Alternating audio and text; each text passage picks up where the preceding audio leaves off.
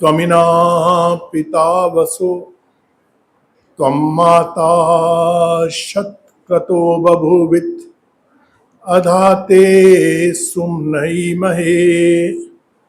ओम तद्विष्णु परमं पदं सदा पश्यन्त सूर्या दिवीव चक्षुराततम्।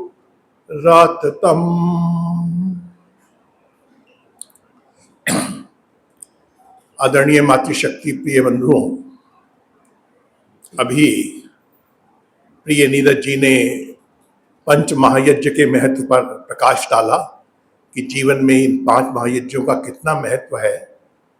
और आदरणीय धर्मवीर जी ने अपने भजन के माध्यम से वास्तव में आपको संध्या की आवश्यकता पर क्यों है इस बारे में बहुत सुंदर चिंतन दे दिया। हमने यदि उनकी जो एक एक पंक्ति जब हमने सुनी उनकी संध्या में के बारे में, उनके जो भजन के माध्यम से, तो निश्चित रूप से अगर हम भजन को ही सुन लें ध्यान से तो हमें पता लग जाएगा कि संध्या आवश्यक क्यों है। सारा सार उन्होंने उस संध्या के जो अपना भजन गाया उसके अंदर दे दिया। और अब मैं थोड़ा सा उस पर विचार आपके सामने प्रस्तुत कर देता हूं कि वास्तव में संध्या है क्या। सामान्य व्यक्ति से पूछेंगे आप संध्या, तो लोग कहेंगे ये काल का समय, काल का विषय है। हम सामान्यतः आम व्यक्ति कहते हैं संध्या शाम का समय, जब दिन छुपता है तब संध्या होती है। परंतु जो सिद्धांत है उसके अनुसार क्या है संध्या? संधि काल, प्रातः काल का काल, जब प्रातः काल सूर्योदय से पूर्व रात्रि और सूर्योदय से पूर्व का समय, और सायकाल सूर्यास्त और रात्रि का मिलन जब होता है वह, ये 2 समय जो संधि काल हैं इनको संध्या कहा जाता है। और इसके साथ ही दूसरा जो इसका है संध्या, संध्या का अर्थ है सम्यक ध्यान, भली प्रकार से ध्यान करना, अच्छी प्रकार से विचार करना, चिंतन करना, इस ध्यान करना। ध्यान किसका करना चाहिए हमें? उस परम सत्ता का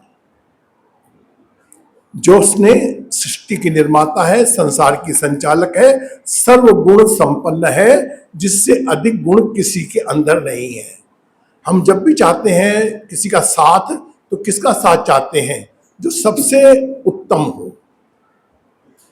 हमें साथ चाहिए तो हम हल्के आदमी का साथ नहीं चाहते, जीवन में भी साथ चाहते हैं, तो चाहते हैं कि जो सर्वश्रेष्ठ है उसका ही हमें साथ मिले। अब संसार में अनेक महापुरुष हुए हैं, अनेक लोग हो सकते हैं जो कि बहुत अच्छे हों, परंतु क्या परमात्मा से श्रेष्ठ कुछ है? जो सर्वगुण संपन्न है उससे बड़ा तो कुछ नहीं। इसलिए हमें साथ किसका चाहिए? उस परमात्मा का चाहिए। तो हमें ध्यान किसका करना है? उस परमात्मा का करना। और यह जो व्यवस्था संध्या की व्यवस्था है, कोई महर्षि दयानंद के बाद की व्यवस्था नहीं है। हमारे जो वेद आधारित संविधान बनाने वाले हैं वह है महर्षि मनु। महर्षि मनु ने ही मनुस्मृति के द्वारा हमें वैदिक संविधान प्रदान किया है, जो कि हमारे जीवन के प्रत्येक क्षेत्र के बारे में हमें चिंतन देता है।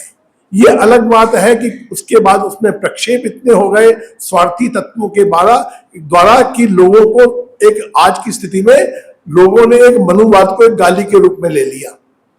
वर्तमान में जो अपने वामपंथी हैं और या जो बहुत सारे कुछ दलित नेता हैं, वो अपने स्वार्थ के कारण क्या करते हैं?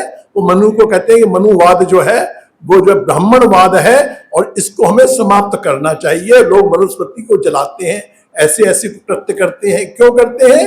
कि उनके सामने मनु का जो वास्तविक स्वरूप है, मनुस्मृति का जो वास्तविक स्वरूप है, वो उनके सामने आया ही नहीं। उसके बाद प्रक्षेप इतने कर दिए गए स्वार्थी तत्वों के द्वारा कि जो उसकी मूल भावना है वह नष्ट हो गई। परंतु यदि हम